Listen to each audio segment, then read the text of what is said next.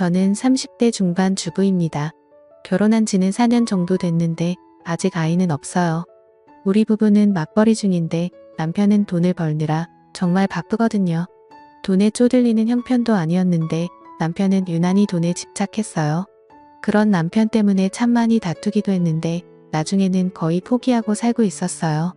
처음에는 집 산 거 대출만 갚고 아이 계획을 세우자고 말하던 남편은 대출금을 다 갚았음에도 불구하고 여전히 조금만 더라면서 아이 계획을 미루고 있었어요. 그러던 어느 날 당신이 잊고 있나 본데 나 지금 30대 중반이야. 더 미루면 안 되는 나이란 말이야. 라며 제가 남편을 쏘아봤어요. 솔직히 나이가 들면 들수록 걱정도 많이 됐고 거기다 친구들 출산 소식이 들려올 때마다 조바심도 났거든요. 그렇다고 해서 출산한 친구들이 돈이 많은 것도 아니었고 사실 우리가 더 나으면 나았지 부족할 게 없었거든요. 그런데도 남편은 무슨 욕심이 그리 많은 것인지 한 살이라도 젊을 때 빨리 돈을 모아야 한다는 이유로 맨날 야근에다 심지어는 주말에도 일을 하러 가는 날이 많았어요. 그런 남편을 보며 저도 조금씩 부부의 정이 떨어져 가고 있었고 어느 순간부터 남편과 각방을 쓰게 되었어요. 하지만 남편은 그런 저를 전혀 이해하지 못했는데 아니 내가 나 혼자 잘 먹고 잘 살자고 이러는 것 같아?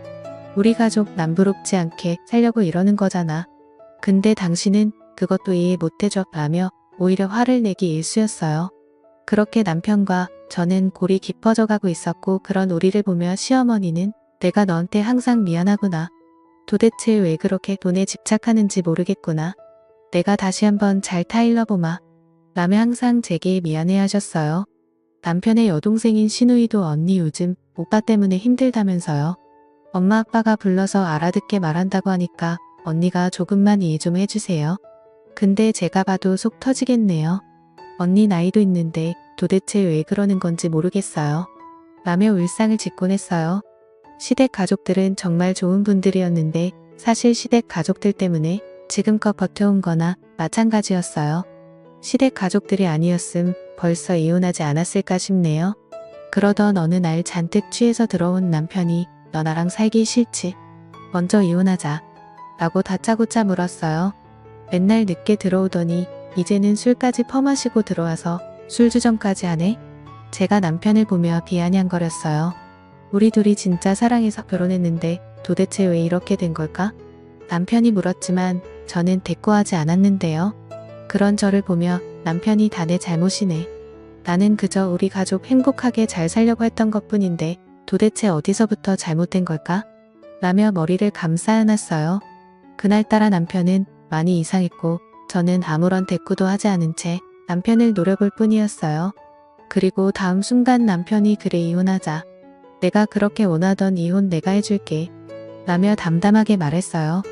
안 된다고 펄쩍펄쩍 뛰더니 왜 갑자기 심경 변화가 생긴 거야? 제가 남편에게 물었고 서로 사랑하지도 않는 사람과 사는 게 얼마나 지옥인 거냐?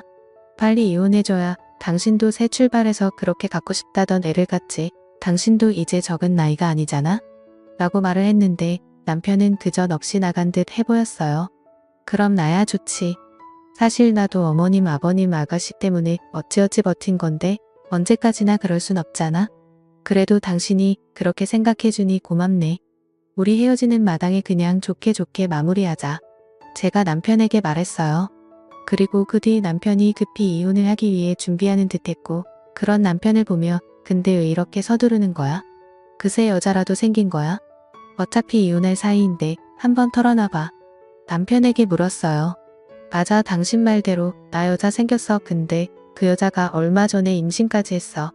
이제 몇 달 뒤에 내 아이가 나오거든. 그러니까 빨리 이혼하자. 라며 남편이 충격적인 사실을 털어놨어. 그래서 그동안 맨날 늦게 왔던 거였구나. 거기다 주말마다 일하러 가는 이유가 다 있었던 거구나. 근데 나는 천치같이 전혀 모르고 있었네. 남편에게 충격적인 사실을 들었음에도 저는 별 느낌도 없었는데 오히려 그런 제 모습에 더 놀랐던 것 같네요. 그 뒤 남편은 이혼을 진짜 서둘렀어. 저기 말이야. 내가 바람펴서 이혼하는 거잖아. 그러니까 이 집은 당신에게 줄게. 어차피 문제는 나한테 있는 거니까. 어느 날 남편이 뜬금없이 말했어. 뭐? 당신 같은 짠돌이가 이 집을 나한테 주겠다고? 당신 그 여자 진짜 사랑하는가 보다. 그렇게 아등바등 돈에 미쳐서 살던 사람이 집까지 나한테 주면서 이혼을 서두르는 거 보니 그런 남편을 보며 마음이 참 이상했는데 아이도 자꾸 미루던 그런 사람을 하루아침에 그렇게 변하게 한 여자가 누군지 궁금했어요. 그 뒤 저는 시어머니에게 전화를 했어요. 어머님 혹시 얘기 들으셨어요? 그이가 이혼하자고 해서 우리 이혼해요. 근데 그이가 지금 사귀고 있는 사람이 있다고 하는데 들으셨어요? 그래 얘기 들었다. 그래서 말인데 내가 빨리 정리를 좀 해줬으면 좋겠구나. 조금 있으면 우리 손주가 나온다고 하는데 서둘러야 하지 않겠니? 시어머니의 목소리가 전과는 완전히 달라져 있었어요. 그런 시어머니를 보니 살짝 기분이 나빠졌어요. 어머님도 손주 태어난다니까 좋으신 모양이네요. 당연한 거 아니겠냐? 내가 결혼한 지가 벌써 몇 년째인데 아직 내 품에 손주가 없다는 게 말이나 되는 거냐? 이게 얼마나 큰 경사냔 말이야. 시어머니는 마치 이 모든 것이 제 잘못이란 듯이 말했어요. 어머님 말씀이 좀 서운하네요. 제가 안 낳겠다고 한 것도 아니고 그이가 지금껏 계속 미뤘다는 거 어머님도 잘 알고 계시잖아요. 그런데 어떻게 그런 말씀을 하실 수가 있어요? 그러니까 내가 똑바로 했어봐라. 우리 아들이 그러겠냐는 말이야. 그동안 나도 내 말을 믿었었다. 그런데 지금 만나고 있는 애랑은 만난 지 얼마 되지도 않았다는데 벌써 애가 들어섰다지 않니? 그러니까 그동안 너한테 문제가 있었다는 거지. 시어머니는 마치 그동안 많이 참았다는 듯이 제게 다 쏟아내기 시작했어요. 그런 시어머니의 말에 제가 순간 울컥하고 말았는데요. 사실 남편이랑 사이가 안 좋았음에도 시어머니의 따뜻한 말에 위로받으며 잘 견뎌왔었거든요. 하지만 그날 시어머니의 그러한 싸늘한 말을 들으며 제가 큰 착각을 한 것이었구나 하는 생각을 하게 되었고 그동안 시어머니가 철저히 연기를 한 것이라는 생각마저 들었어요. 알겠습니다. 오히려 어머님이 그렇게 말씀해 주시니 있던 정도도 뚝 떨어지네요. 따로 찾아뵙고 인사드리진 않겠습니다. 그럼 전화 끊겠습니다. 다음에 제가 급히 전화를 끊어버렸어요. 그런데 전화를 끊자마자 참았던 눈물이 쏟아져 나왔어요.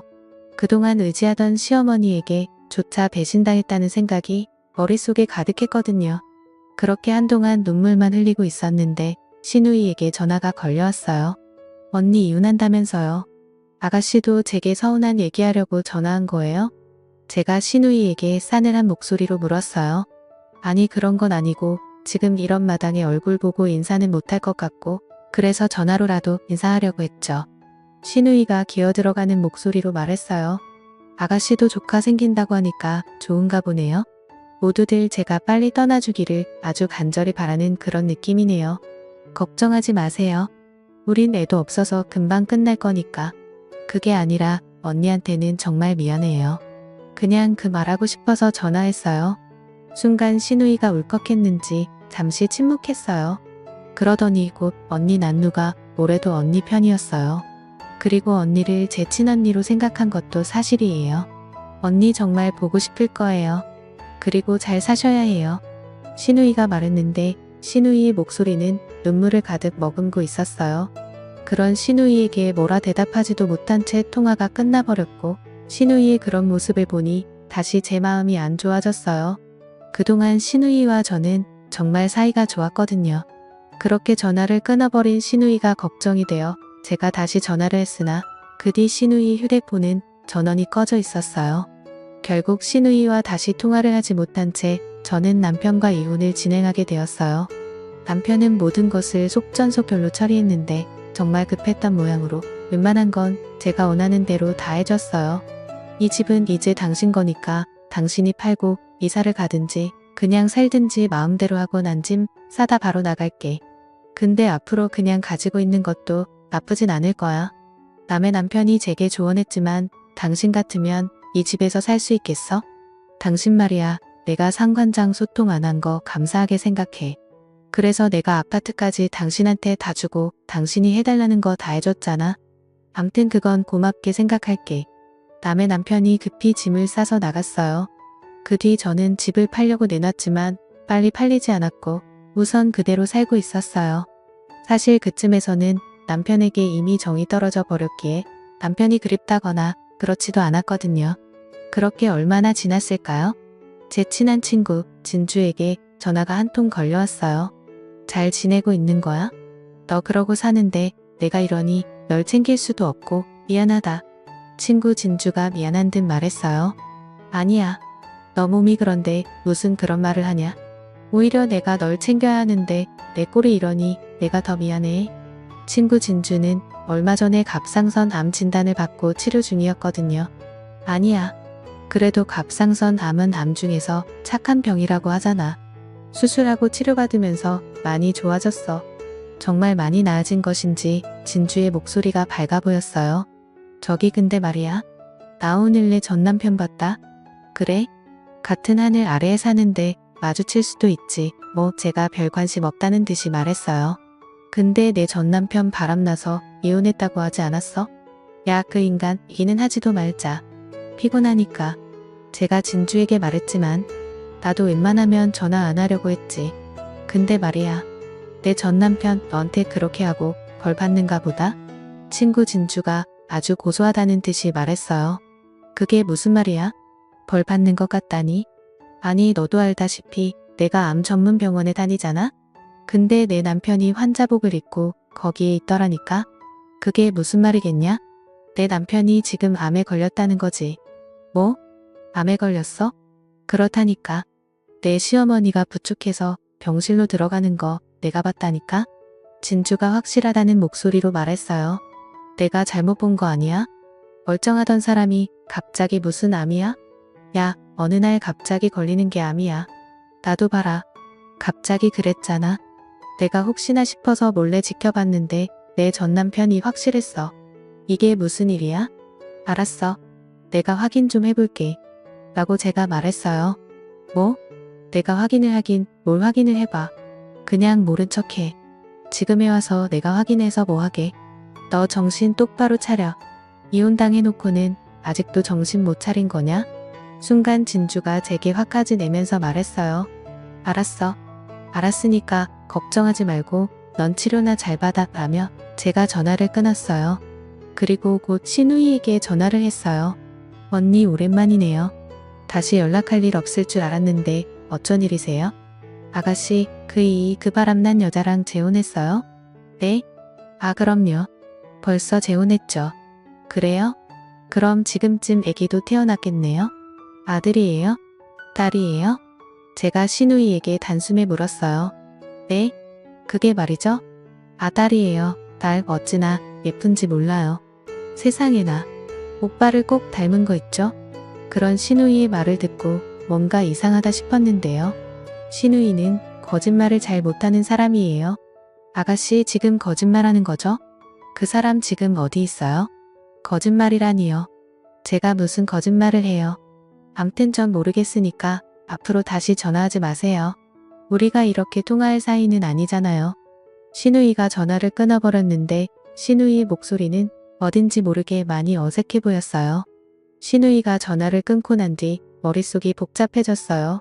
아니 여자가 생겼다고 급히 이혼까지 하고 나간 사람이 갑자기 안병동에 있다고 하니 이상할 수밖에요.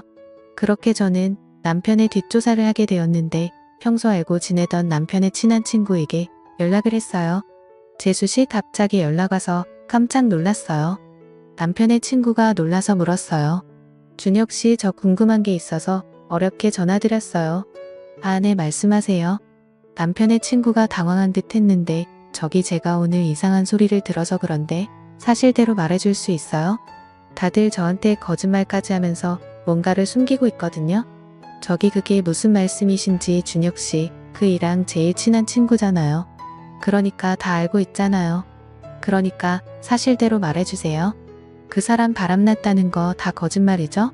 재수씨 저기 그게 말이죠. 아 참 큰일 났네. 절대 말하지 말라고 했는데 라며 남편 친구가 어쩔 줄을 몰라 했어요. 부탁이니까 사실대로 말씀 좀 해주세요. 제발 부탁할게요. 제가 간절하게 말했어요. 저기 그게 말이죠. 제가 그랬다고 절대 말하면 안 됩니다. 말하면 가만 안 둔다고 했어요. 라며 잠시 말을 멈춘 남편 친구가 제게 충격적인 사실을 말했어요. 사실은 바람난 거 아닙니다. 그놈이 밤낮으로 이런 건 재수씨도 잘 알잖아요. 그런데 얼마 전에 암에 걸린 걸 알았어요.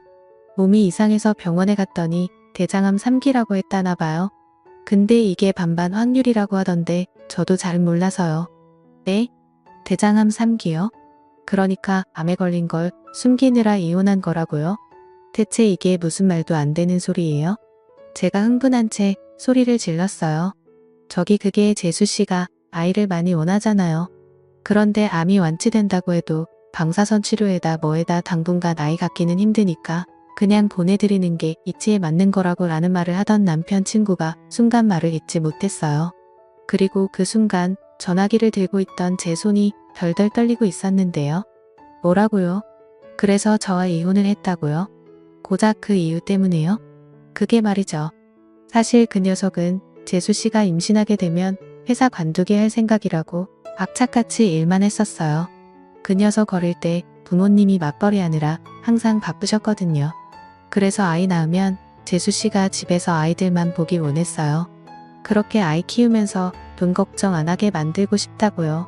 그런데 그러다가 결국 몹쓸 병에 걸렸는데 재수 씨 힘들게 하고 싶지 않다고 저를 붙들고 통곡을 하고 울었어요. 물론 저도 처음에는 말렸어요. 그래도 재수 씨한테 말해야 한다고요.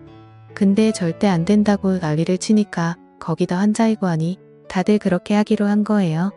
남편 친구가 그동안 있었던 일을 설명했고 그 순간 제 눈에서 눈물이 멈추질 않았어요. 정말 대단하시네요. 저만 바보 만들고 다들 좋으셨나 봐요. 재수 씨 진짜 그런 게 아니에요. 남편 친구가 저를 위로하려고 애쓰고 있었지만 잘 알겠습니다. 그리고 감사해요. 라며 제가 전화를 끊었어요. 그렇게 바로 신우이에게 전화를 했지만 전화를 받지 않았고 아가씨 다 들었으니까 전화 받으세요. 그 사람 지금 암에 걸렸다면서요. 라고 제가 문자를 보냈어요. 제 문자를 본 신우이가 제게 바로 전화를 했어요. 언니 어떻게 알았어요? 지금 어떻게 안 게 중요한 게 아니잖아요. 다들 저한테 어떻게 그럴 수가 있어요? 그럼 어머님도 저한테 일부러 그렇게 하신 거네요? 제가 신우이에게 기가 막힌 목소리로 물었어요. 미안해요, 언니. 엄마 아빠가 친딸 같은 언니가 마음 아파하는 거 못 보겠다고 그러셔서 저도 어쩔 수 없었어요. 차라리 모르고 떠나는 게 낫다고요. 라고 말을 하던 신우이가 결국 눈물을 흘렸어요. 그런 신우이에게 남편이 입원해 있는 병원과 병실을 물어서 급히 그곳으로 갔고 마침 병실에 나오던 시어머니와 딱 마주쳤어요. 아니, 내가 여긴 어떻게 온 거니? 시어머니 얼굴은 새파랗게 질려 있었는데 그만 가거라. 우린 널 항상 친딸이라고 생각하고 자랐어. 근데 부모가 딸한테 어떻게 그럴 수가 있느냐 말이야. 라며 시어머니가 급히 등을 돌렸어요. 어머님 저 다 알고 왔어요. 아가씨랑 통화하고 왔다고요. 제가 시어머니에게 말했어요. 그 순간 등을 돌린 시어머니 몸이 움찔했는데 뭐야 너한테 다 말했어? 절대 말하지 말라고 했는데 왜 그렇게 말을 안 들어 처먹는지 모르겠구나. 시어머니가 자푸자기한 얼굴로 저를 바라봤어요. 어머님 그래도 이러시면 안 되는 거잖아요. 가족은 어려울 때 함께하는 게 가족이라면서요. 제가 첫 인사드리던 날 어머님이 제 손을 꼭 잡으시면서 그러셨잖아요. 가장 힘들고 어려울 때 함께하는 게 가족이라고요. 그런데 어떻게 이럴 수가 있어요? 제가 원망스러운 눈빛으로 시어머니를 바라봤어요. 이거다 네 나이가 이제 30살 중반이다. 근데 암 생기면 이젠 어떻게 될지 아무도 모른단다.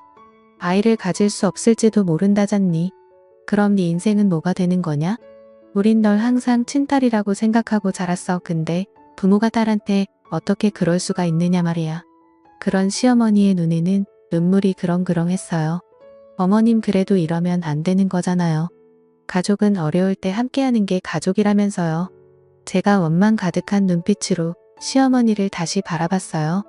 그럼 제 말에 시어머니가 이거다 뭐 하려고 여기에 발을 들여? 네가 이러는 거 아니까 우리가 말 못한 거야. 여력 빠진 거 같으니라고. 이럴 땐 그냥 모른 척하고 가야 하는 거야. 제 등을 내리치면서 눈물을 흘렸어요. 그날 시어머니에게 전화를 했을 때 그토록 매몰차게 말하는 시어머니를 보며 왜 몰랐을까요? 다시 한번 제 가슴이 미어져 내렸어요. 그렇게 병실 안으로 들어갔는데 남편의 얼굴은 그새 많이 상해 있었어요. 당신이 여긴 어떻게 왔어? 왜 그렇게 바람나서 나갔는데 암 걸렸다고 하니까 구경하러 왔어? 그래 나 천벌 받았어. 그러니까 그만 가봐. 라며 남편이 제 눈도 마주치지 않고 단숨에 말했어요. 미안해. 당신 아내라는 사람이 당신 아픈 것도 모르고 진짜 한심하다. 정말 미안해. 라며 그 자리에서 제가 펑펑 눈물을 흘렸어요.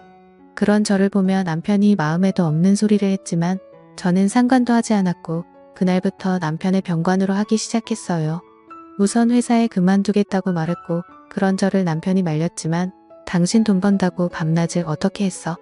근데 지금 이게 뭐야? 내가 원했던 건 이런 게 아니었어. 퇴근하고 당신이랑 오붓하게 같이 밥 먹고 주말에는 당신 손잡고 영화 보고 내가 원한 건 그것뿐이었다고. 난 돈 많은 부자가 되고 싶었던 게 아니었다고. 그러니까 그냥 내가 하자는 대로 해. 우리 진짜 최선을 다해보자.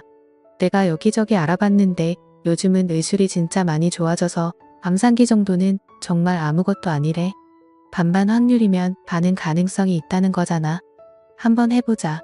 꼭 이겨내서 우리 경치 좋은 시골 마을 가서 그냥 마음 편하게 살자. 라며 남편을 설득했어요. 그런 제 말을 듣던 남편이 당신 아이 원했잖아. 설령 내가 살 수 있다고 해도 난 아이를 갖지 못할 수도 있어.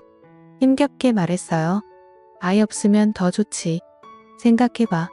아이 키우려면 돈이 얼마나 들겠어? 차라리 그 돈으로 우리 둘이 여행 다니면서 맛있는 거 먹고 그렇게 살면 되지. 그럼 좋잖아. 다행히 당신이 벌어놓은 돈이 꽤 돼서 내가 소일거리하면서 살면 충분할 거야. 그러니까 우리 열심히 치료받자. 알았지? 라며 제가 활짝 웃었는데 제 말에 남편이 눈물을 뚝뚝 흘렸어요. 그 모습에 옆에 있던 시부모님도 뒤를 돌아 눈물을 흘리셨는데 제가 병관으로 한 뒤 남편은 정말 많이 좋아지기 시작했어요. 반드시 살아야겠다는 의지가 다시 생긴 듯 잘 넘어가지도 않는 밥을 꾸역꾸역 입안으로 밀어넣었는데 물론 약 부작용으로 얼마 안 가서 구토를 하기도 했지만 남편은 어떻게든 먹으려고 노력했어요. 그 뒤 남편은 정말 많이 좋아졌어요.